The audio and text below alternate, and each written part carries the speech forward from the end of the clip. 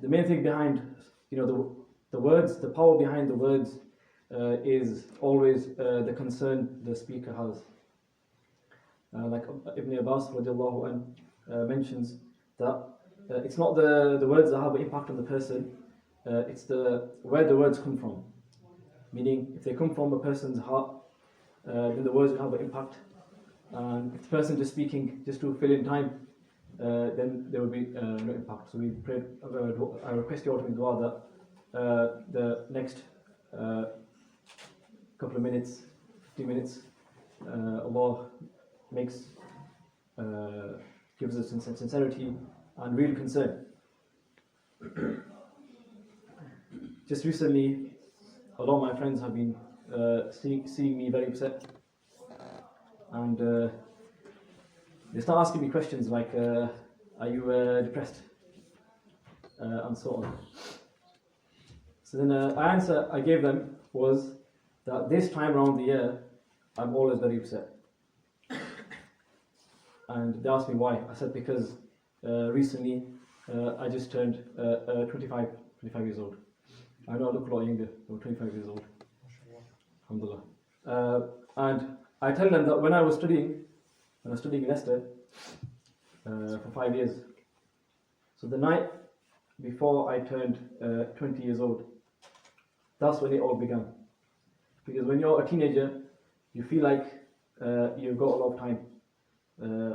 As in, you feel psychologically, you're thinking, I've got time to waste now. Let me, do what I need to do. I'll fix up afterwards. And then the night before, I realized, hang on a minute, you're no longer going to be a teenager after this night. The same thing happened to me, and all my roommates were telling me that you look really down today. And then everything, the same thing happens in 20 and 21, 24, 25. And I always tell the students, more importantly for myself, it's not like a day of celebration really, but for myself, and it should be for most of us, is a day of deep reflection. So for my friends, I'm not depressed, I'm reflecting, I'm in deep reflection. Because it hits you every year. You think, okay, I'm 24 now, I'm 23 now, I'm 25 now. What have I achieved? What have I done? And many a time we think we're just here on earth to do our couple of things here and there.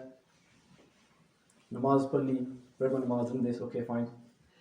But we forget that every single human on this earth is here for a higher purpose, for a great purpose. Before Allah subhanahu wa ta'ala created Adam alayhi salam, He told the angels that I'm going to create a Khalifa on earth. A Khalifa on earth. And what Khalifa means is a representative. So each and every single human being is a representative of Allah subhanahu wa ta'ala. Meaning, he has to make sure whatever Allah subhanahu wa ta'ala has commanded, whatever the Prophet sallallahu alaihi wasallam has commanded, he carries out on this earth. A great task that me and you have, to make sure that in this world, in this earth, not only does every single servant like yourself becomes a believer, but you also have to make sure each one of us is our mission and goal in life to leave a legacy behind. To make sure, to our best of our capability, we carry out the commands of Allah, and make sure it reaches far and wide. So this is the reflection I have every year. I don't know about yourselves. And when Ramadan is here again now, and you have a similar feeling. You have a similar feeling that since I was of age, many Ramadans have passed. Many Ramadans have passed. What am I going to do this Ramadan? Might be my last one. The Prophet ﷺ, he used to look forward to Ramadan. One scholar said that the Sahaba, the people in the past, psychologically and mentally 6 months before Ramadan used to approach, it will be on the mind. It will be on the mind that Ramadan is approaching. Ramadan is approaching. It will be on the mind. Many of us, we find out from friends, a child is next week, is it? Or is it tomorrow? Like many people. We don't even know that Ramadan is even approaching. That's why, like the dua has Mulana read was, "Uballighna Ramadan." The Prophet ﷺ himself used to make dua, Allah make us reach Ramadan. And part of this reason why we don't, there should be like a buzz around Ramadan time. Like we have, especially in these countries, we see around Christmas time there's a buzz. I mean, we can feel the buzz. We feel the buzz so much that even we have our Sunday roast. The Christmas roast. That's so much. That's just because of how much of buzz there's around the Christmas time. So we should have that kind of buzz around these special times as well, especially the most special month of the year, Ramadan time. And one of the reasons why there's no real buzz is because many of us are not familiar. We don't follow the Islamic calendar, meaning our day-to-day lives. We don't follow the Islamic calendar in the sense that we know what day is, what Islamic day is, or is it the Sunnah month of Ramadan, and so on. And what happens is this is part of our Muslim identity. Those things that distinguish Muslims from non-Muslims. One of them is our Islamic months. And how I explain to students all the time is, what's so important about this is what's the big issue with things that represent our identity, Muslim identity. I gave them an example. The example is this, that let's say there's a fort, and inside the fort there's people, there's money, there's wealth, and so on. So obviously, until the people don't penetrate the fort, they can't attack the people, they can't steal anything. They have to make sure they penetrate the fort. They have to get past the defense. And once they get past the defense, then it's easy for them to, if they want to kill the people, they'll kill the people. In other words, achieve their objective. So many things in Sharia, in Islam, are part of our Muslim identity. And this is like our fort. If this is penetrated, if we leave this, then it becomes easier for the outside forces to impact our iman. In the example of the fort, you have precious things inside the fort. In our example, what is this Muslim identity protecting? Is protecting nothing but our iman, the most precious thing that we have. So it's important that we take some interest in also the Islamic dates. We know currently what Islamic date is going. We should know which month it is. We should know, okay, it's Shaban now. What's special about Shaban? It's Shawwal now. What's special about Shawwal? We should create a buzz amongst ourselves, and we should know about these Islamic months. It's part of our Muslim identity. If we lose that aspect, then you could say our defense is getting weaker. And slowly, in one big aspect of our Muslim identity is attending Salah in the Masjid. Attending Salah in the Masjid. One of the biggest forms of Muslim identity. The Prophet knew the importance of this, sallallahu alaihi wasallam. Obviously he knew, but he showed us the importance of this. The Prophet showed us that, look, this is something that once this is lost from our lives, then it becomes easier for other things, for our iman to get impacted. This is why you find the famous hadith about not attending in the masjid for prayer. The Prophet ﷺ, who was a mercy for mankind, said, I feel like at times gathering firewood and burning the houses of those people who don't attend Salah in the masjid. Obviously, the Prophet ﷺ wasn't going to do that. He used to highlight me and you the importance of things that relate to our identity, the Muslim identity. Because once our defense becomes weak, then it's easy for the outside forces to attack us, and more importantly, our iman. So these are just some introductory points that I thought I'd share with you. And over the week, I would just, whatever points came to my mind, I put them down. And one thing that is important in Ramadan, because Ramadan is like a playing field, is a training ground. And this is not just for Ramadan, obviously. This is for throughout the whole year. And if we can do these three things, if we understand the following three things, then we could probably say Akhir Da'wana and then leave from the masjid. If you can understand these three things, the summary of what we need to be doing. The first thing is, what we should be doing throughout the whole year is increasing our good deeds. Increasing our good deeds. In my class, every day we have at least one sunnah that we read. And the whole purpose of that is that slowly, we bring the sunnahs into our lives. For example, one sunnah was, before one leaves his home, he should read 2 nafil.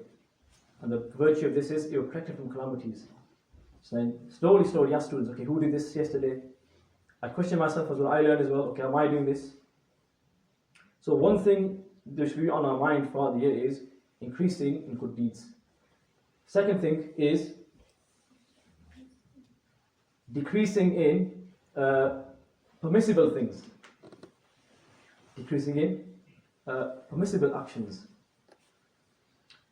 And the third thing is, obviously, deleting, removing from our lives sin. And this is basically the summary of what we need to do. Not in Ramadan, not only in Ramadan, but throughout the year. Increasing our good deeds, decreasing our permissible actions. Sometimes you go out, even now, like I told you, I'm in deep reflection every year. Before I used to be like, your friends call you out, they might call you at any time throughout the day. They might call you 9 o'clock in the night, let's go out for a meal. And then you know what's going to happen. They'll always say, no, we'll be going for 2 hours, 1 hour, and it ends up sometimes 2 o'clock in the night, in the morning. 5 hours out, 4 hours out. So even if you're not doing anything wrong, you should decrease these permissible actions as well. Especially when one sunnah we've lost in this day and age is the Prophet, sunnah of the Prophet ﷺ, or should be our sunnah as well, is sleeping early. We become night owls. Our whole timetable, the setup of what's open, what's not open, is all centered around the night, or very centered around the night. Whereas it was what we should be doing is sleeping early and waking up early. Now it might be permissible to sleep slightly later, 1, 2 p.m. But that's the point, that these things have impact. We can't even wake up for the first Fajr prayer. But do we want to really spend our whole life without even being able to read the prayer of Tahajjud? The prayer that the Prophet ﷺ said that after the 5 Fajr prayers, the most important prayer is the prayer of Tahajjud. Do we want to spend our whole life? But if we can't even sleep late, then we are going to miss our whole life, aren't we? And even with the main hours where your body releases certain chemicals which aid you in resting and healing, is between 10 to 4 anyway. So if someone's sleeping at 3 or 2 or 1, he won't be able to make up for that sleep in hours, even if he's sleeping throughout the day. And look, this is the beauty of the Sunnah. So these 3 things, if you can understand these 3 things today, you don't need anything else. Increasing good deeds, decreasing permissible actions as well, and removing from our lives sin, which I will make another point on later on. A very important point on the last point, on the third aspect of decreasing sins. Now, another thing I wanted to mention was the hadith of the Prophet Muhammad ﷺ. We hear time and again, the Prophet ﷺ said that whoever spends the Ramadan imanan wa ihtisaban, his sins will be forgiven. He spends the Ramadan imanan, with iman. And ihtisaban means he spends Ramadan with this in mind, that Allah is going to reward me, inshallah. He will be forgiven. Now, Allama Shabir Ahmad Uthman rahimahullah, great scholar, he said that, okay, fine, that's what the hadith does, that's one aspect of the hadith. Another aspect that he highlighted of this hadith is a very important aspect, and it's a universal aspect which applies to everything. And what he said was that obviously the person who's going to fast has already got iman. I mean, iman is a prerequisite, is a condition for fasting. And secondly, we generally will have in our minds, why we're reading namaz, why we're doing this, we want a reward for it. So what he said was, the Prophet ﷺ was trying to highlight another aspect as well. What he said was, that we'll feel this as well, that many a time, as we obviously many of us, alhamdulillah, born Muslims, what happens is, actions that we carry out throughout the day and throughout the year, it becomes a routine. becomes a custom. And whenever it's like it becomes robotic, we don't feel like, okay, I'm going to go read namaz now because it's a command of Allah, I'm doing this because the Prophet told me. And it just becomes, okay, I'm going to read Fajr today, I'm going to do this now, I can't do this. And we lose this focus on why we're doing it. So this Alama Shibir Fani Rahimullah, he mentioned that the Prophet also was highlighting in this hadith was that throughout the whole year, snap out of this routine and this kind of custom, and because our society is doing it, or because your parents are doing it. Refocus. Spend this Ramadan thinking, why are you doing these things? Like one of the students was asking me in Madrasa, he was telling me that sometimes in prayer, we're behind the Imam and we're not reading anything. Obviously, the Imam's qira'ah suffices for the people reading behind. So I told him that, look, I'll tell you what you need to ponder over when there's moments like this. Throughout the whole day, we're busy in other things, meaning our minds, naturally, we work, school, whatever. So we're not really focused on Allah. It's focused on other things. We might be indirectly focused on Allah, but we're busy in other things, naturally. I said, now these couple of minutes you have in namaz, now you've got to basically bring that focus back. Just throughout the whole day, you've been in the hustle bustle of life, your mind's been here and there. Now just refocus your attention in namaz. Look, Allah, why am I doing all this? Why am I alive? What's my role? What's my mission? So that's what the hadith is highlighting, is that get out of this kind of customary lifestyle. And this also highlights another important thing, is that unfortunately the Quran for many of us, especially when Ramadan is the month of the Quran was revealed in this month. And every Ramadan, the Prophet ﷺ will go over the Quran with Jibreel alayhi salam. So the other point you can relate to this I want to mention is that unfortunately in many of our lives, the Quran has become symbolic. Meaning we treat it like China, the utensils that people keep in their cupboards, in the frame. That's what it's become Quran for, symbolic. That's all it holds, significance it holds in our life. It's something, because we Muslims, we gotta have it.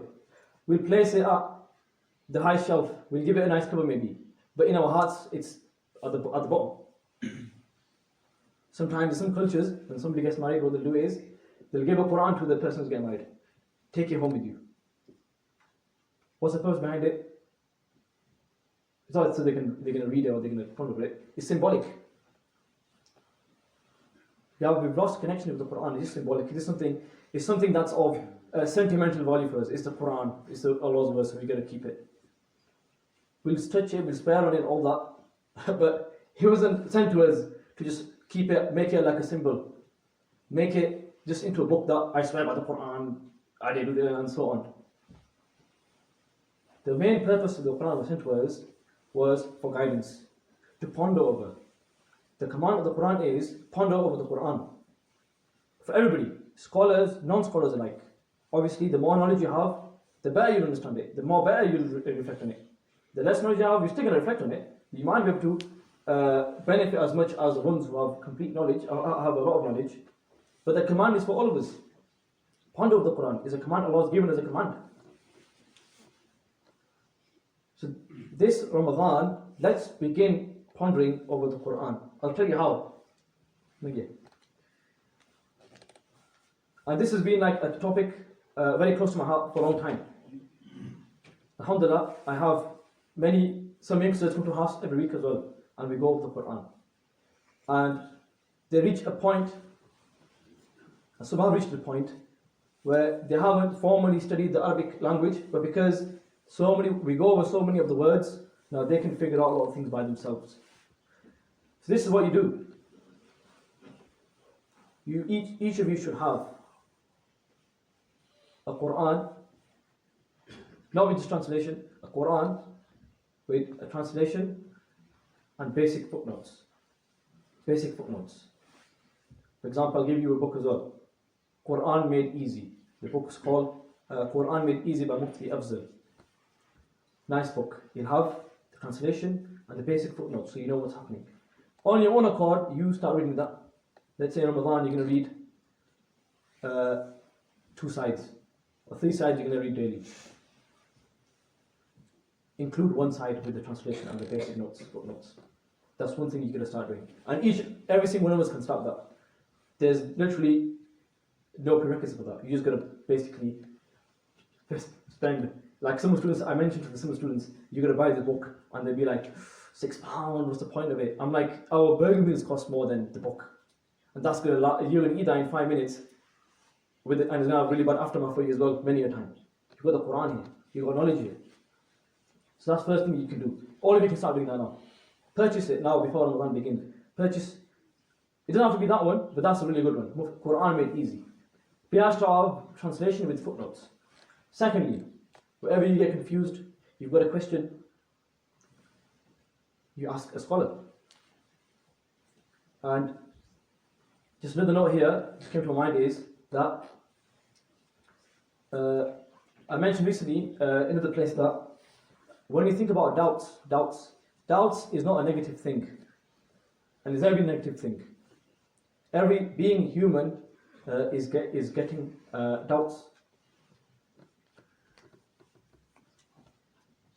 And this is highlighted by the hadith of the Prophet ﷺ. A Sahabi came to the Prophet and he mentioned that I'm getting certain thoughts, doubts, which I can't even mention to you, speak of.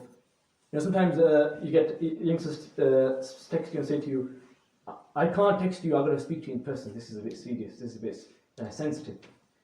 So Sahabi was saying that I can't even say this, I can't even mention to you what thoughts I'm getting. This is a Sahabi, by the way. Not, someone like myself. So look how the Prophet ﷺ changed his whole mindset and aspect of it, of the doubts. He said that that is Iman. He came thinking, what's going to happen to me? The Prophet told him, that's Iman. The fact that you're concerned that something might impact your Iman, and you've come to me, shows that you've got Iman. So it's not a negative thing.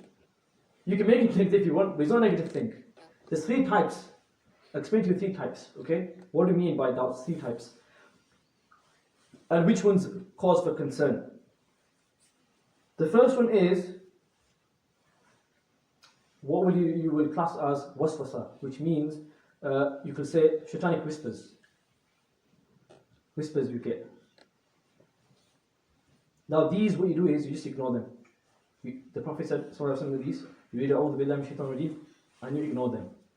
Now how do you know when there's a waswasa? How do you know what's the sign? The sign is that you feel inside like, I shouldn't be thinking this. You feel inside, I shouldn't think this. That's the first type. That you just ignore and you carry on. Second type is what you class as a valid question. A valid question. It's not really something to cause of concern. You've got a doubt, why? Because you lack in knowledge. So it's a valid question. What do you have to do? Go seek the knowledge, read it, ask somebody, and then the doubt will go away. It's a valid question. So so far we've done 2 words. One is a waswasa. It's a shaitanic whispers, evil thoughts. How do you know what's the difference between a valid question and a waswasa? You'll feel inside that I should be thinking this. That's a waswasa. That you ignore. A'udhu billah. And we all get that. Doesn't matter who you are. Secondly is a valid question. And that's because of lack of knowledge. How do you treat that? You can't seek knowledge. You don't stop when you leave madrasa till the end. You carry on seeking knowledge. And the best knowledge you can seek is the Quran. So you seek knowledge. The more knowledge you seek, the less doubts, the questions you get. And the more you sit in the company of the people of knowledge, the less you get. And the more you get answered. Now the third, the doubt that's cause for concern is a third kind of doubt. And that's what you call shubuhat. And shubuhat is something that is going to affect a fundamental aspect of your belief. For example, a question on the existence of God. Or question on, did the Prophet Muhammad exist? So these things are cause for concern. And what's the same treatment? Same treatment is this. you seek knowledge and you ask the people of knowledge. So the first two, so not every, like, as you can see, all three of these things I've mentioned, they're all doubts. But not all three are negative. And even the third was not really negative. It's just part and parcel of life. And there's a book I came across called No Doubt. And this is written by a Christian scholar. And I can't remember his exact words, but the way he put it was that doubt is actually a good thing, because when you get a doubt about anything, what do? You obviously, because like the Prophet said, you're concerned about your iman. What you do is you'll go out of your way, you'll read up on it, or you'll ask a scholar, and that result in is you getting more knowledge and your iman actually increasing. So doubt's a positive thing many a time. So doubt's not a negative thing; it's a positive thing, and that's another mindset is important to make. So I was saying about the Quran, that you start, everybody can start here, by the basic Quran, by a translation with basic footnotes. And I gave you one, Quran made easy. And secondly, what you do is, what I call is formal and informal lessons. Formal lesson is, you have a lesson taking place in the masjid, once a week, for example. Like Hazrat Sheikh Sahib has a lesson every 2 weeks. Every Friday. Every Friday. After Isha. Every Friday after Isha. Ramadan we decide when to do it after Ramadan. Yeah. So look, find out in your local masjid. If there will be, if there isn't, then tell the imams, so tell them, that, can you please, obviously with the respect, you just grab him and bring him here and say, give dars. Request if there is any masjid, but I'm sure most masjid will have. Say in the formal dars, and secondly, informal dars, what I mean is, look, we need, all of us, doesn't matter who you are, we all need to be under the guidance of somebody. You can call it a sheikh, whatever, a mentor. We all need a mentor in life. Somebody we go to, stay in the company, ask them questions. Because without guidance, then you're free to do what you want. And that's what liberalism is. It's free to do what you want. There's no authority above liberalism. There's no Allah. We have the Quran, the Sharia, the Prophet's teachings in front of us. So we're not free to do what we want. So you need a mentor in life. That's a very important. If we say, oh, people have issues, just only for youngsters, people have so many issues related to the deen. If they had a mentor, if they find a mentor, somebody to spend time with, then it solves so many of issues. So informal, so whoever you feel compatibility with, it doesn't have to be your teacher in madrasa. It can be anybody you feel comfortable with. Request them. They won't say no, inshallah. Request them that, can I once a week, once every 2 weeks, sit with you. Bring your friends as well. It's informal. You can have food, you can relax, cup of tea, and study the Quran. Ask questions. Alhamdulillah, that's what I have started. I'm sure other people will start as well. And the youngsters, they don't leave me. We were only supposed to stay for 1 hour. The other day, they were there for 5 hours. And they still wanted to stay for longer. But I said, I have to go tomorrow to teach, so I can't stay for longer. And they're not angels. You probably think they're not angels. They're like me, basically. They're not the best of people. So don't think it's only for a certain group. It's for everybody. Quran's for all of us. So you've got to buy that Quran, inshallah, with basic footnotes. And you're going to intend the informal, grab hold of somebody. Fix somebody now. You should, in your mind, you should start, after you leave from this gathering, especially the youngsters, you're going to find a mentor. You're 101% going to find a mentor. You would, like myself as well, I graduated for 2.5 years now. And what I've seen is a lot of the work the humble work that I've done, a lot of my development still lies on my mentors, like Hazrat Sheikh Sahib. The mentors that you have, they really help you develop. They'll give you so much guidance in life, so much help, and you'll see yourself progress. So definitely, youngsters, please find somebody, a person of knowledge. Find somebody and request them. You don't have to call them mentor, sensei, or all these things. It's not about the name, it's about what you do. You treat them like that, you go to them. So month of the Quran, please, I hope this Ramadan, you guys start trying to understand the Quran. Imagine somebody came to me and said, oh, there's the group of people here, they basically, their whole life they read a language they don't understand, they memorize it as well, we're like brilliant, brilliant, and then they say, but they don't understand it. What are you going to do? You're going to laugh at it. And that's what many of us are doing. So why do we want to spend our life and we don't understand the main thing? We don't understand Allah's words when we can. Where Allah's told all of us to ponder over the Quran. And I'm giving you steps now. You can't, sometimes you hear the word ponder over, what does it mean? And I can explain, I can go into more detail, obviously there's no time. But I've given you some steps that you can start taking straight away now. You know, so instead of having that Chikano's meal, so order a Quran made easy, order this. And this Ramadan, sit down. And I guarantee you, once you start understanding, because look, what is Ayah saying to you? And it might impact you, you might think, oh, that was nice. But imagine that Allah's own words, the impact that's going to have on you is going to be different. It's going to be transformational. So I hope you do that thing. Another thing I wanted to mention was related to, there's 2 points more, I've got time. Wait, does it? There's 2 more points. 5 minutes. 5 minutes? I'll wrap up in 5 minutes, inshallah. 10 minutes. Yeah, no, 5 minutes. One of the points was related to the food. Related to the food. You know, the whole spirit of Ramadan is in staying hungry. Breaking news, guys. The whole spirit of Ramadan is behind staying hungry.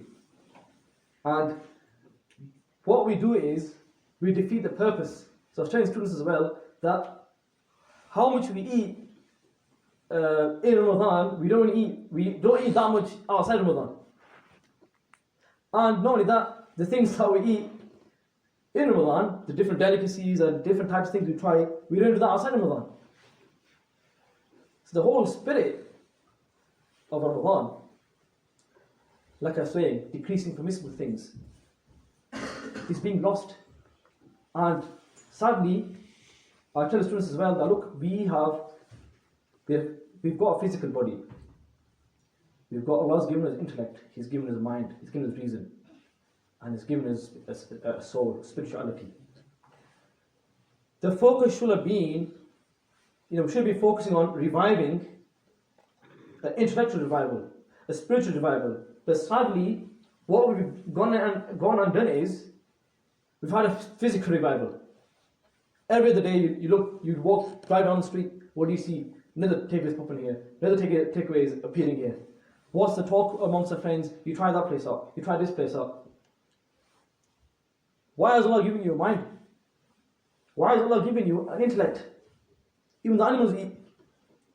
Allah is giving you a mind for you to use it to ponder and so on. That's why, one of the reasons why we're falling behind is because we're not focusing on what we're supposed to focus on. The physical body, like the students is just like the envelope, which carries a £1 million check. If the envelope's dirty, it gets stripped, no problem. You're going to walk in the bin anyway. If the envelope's, then as long as the check's fine. But if the envelope's all nice design, good quality, and in our context meaning you look nice, you smell nice, and so on, but what's inside the check is ruined, then what's the point? What's the point in having the physical looking nice, but the main things Allah has given us, the mind and intellect, and that's what in the ayah, when Allah said, I'm going to make a Khalifa, a representative of my representative, which means me and you. What was the special thing He mentioned to the angels? It was nothing but the intellect.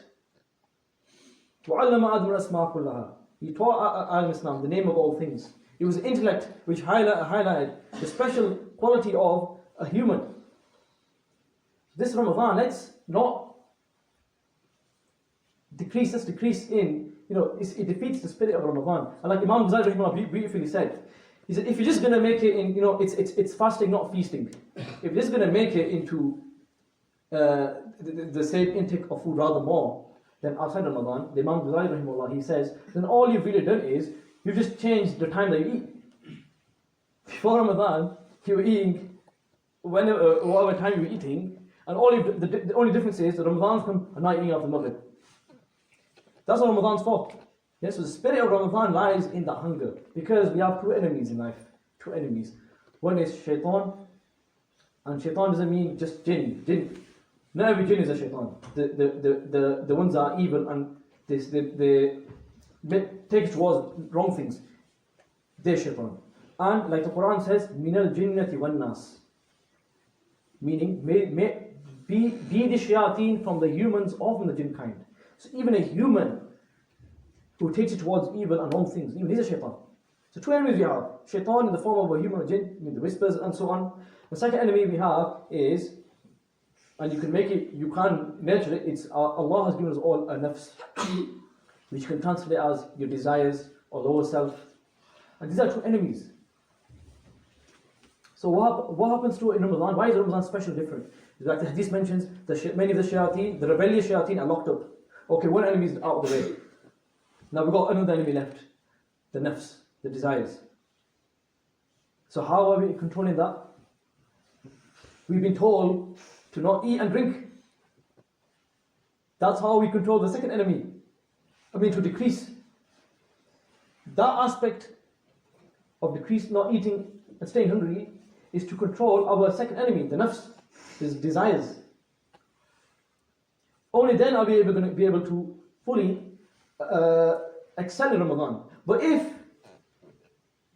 we're still, not, the spirit of Ramadan is to nurture your nafs and your desires. If you're eating like, God knows, then you've still got the enemy in front of you. Because many people say that, oh, Ramadan's locked, shaitan's locked up, why am I doing wrong things? It's because you eat like a, do you understand? You haven't really, one reason is because you haven't really, you've gone against the spirit of fasting. Is the second point, decreasing permissible things. And look, we have been made to eat, we have been made to focus on the physical body just like the container. We need to focus on, like I said, our spiritual and our intellect. And let's not make food an objective. That's happened. We live in a consumer society. We're all consumers here, most of us. And that's what it is. That's what it means. We just focus on the physical body. We've made food into an objective. It's not objective, guys. Let's not make food into objective. It's a means. You eat, that's it, carry on with life. Life's too short. We're going to leave legacy behind. Let's do something. Let's leave with something. Let's stop this. So let's not make food an objective. It's not objective. That's the problem. We made it into objective. It's just a means. Why are we taking 4, 5 hours, 6 hours just to go out for the meal? Okay, 1 hour is fine. What I'm saying is, I'm saying to myself as well, that why we made these things into an objective when it isn't. It's a thing you do and you move on.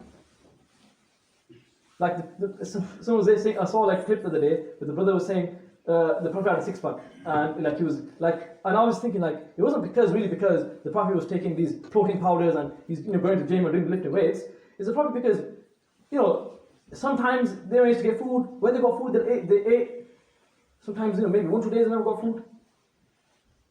It's not because food was never objective. I'm not saying don't eat food and go on a hunger strike, but I'm saying what we see from the Prophet's life and Sahaba's life, and even the people that excelled, is they don't. Whenever you make a means an objective, you're going to lose out in so many things in life.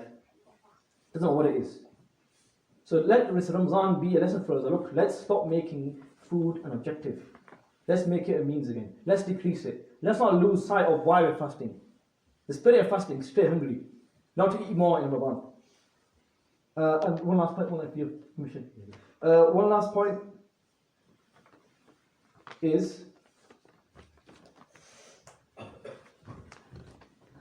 just before that one last point, just mention one thing is, one scholar Ibn Hubayra, he said, one of the tricks of shaitan is to stop me and you from pondering over the Quran.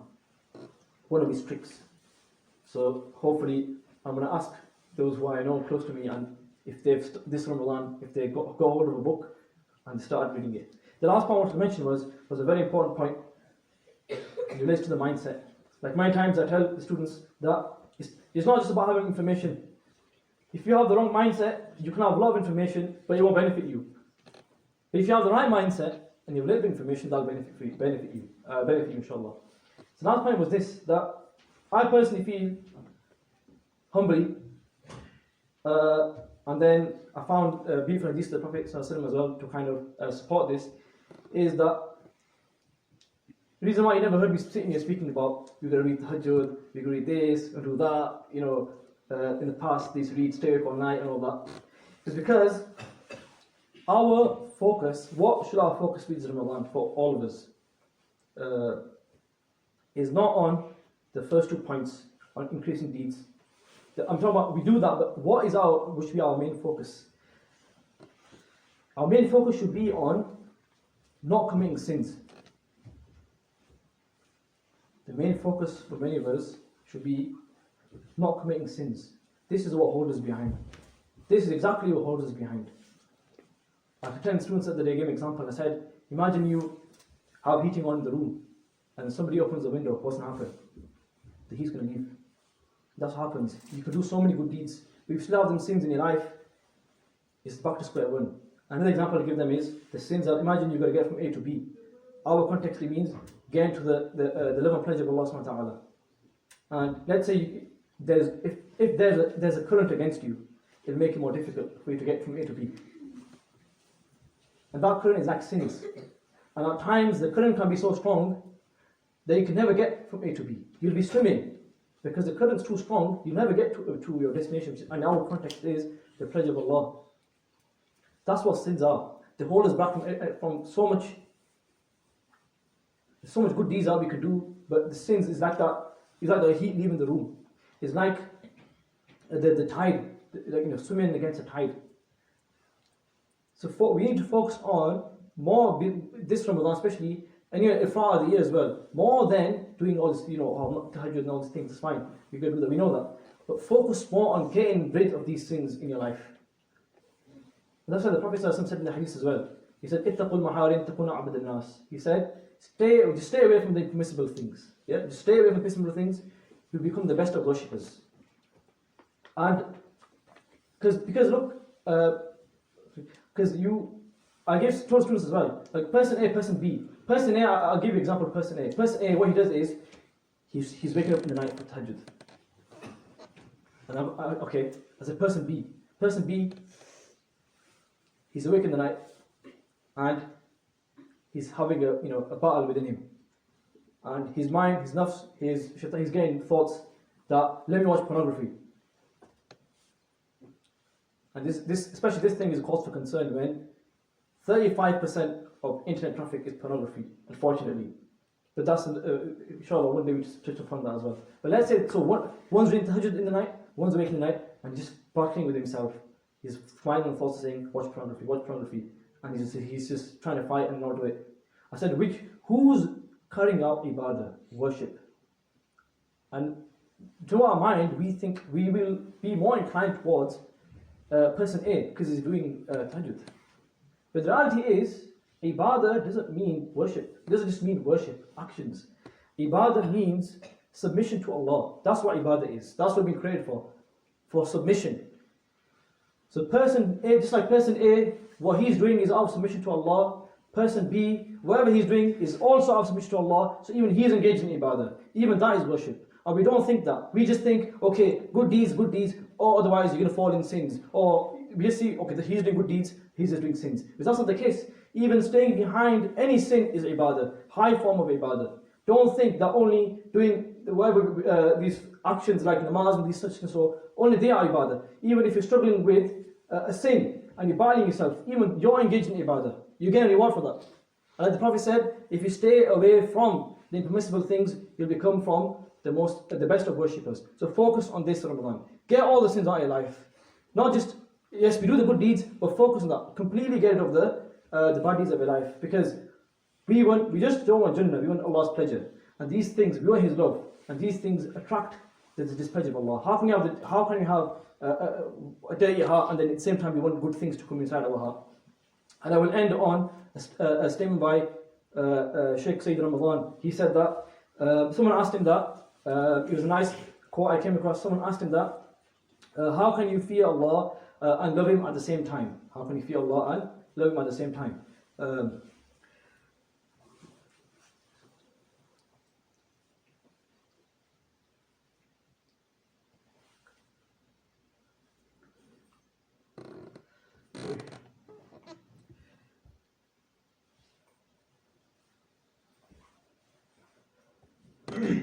So he said that. So he said that what greater fear is there? He said that what greater fear is there than losing the love of whom you love. So may Allah give us the ability to make the most of these points and become people of the Quran, stay from sins, and make the most of this Ramadan. Let's keep the momentum going after Ramadan as well.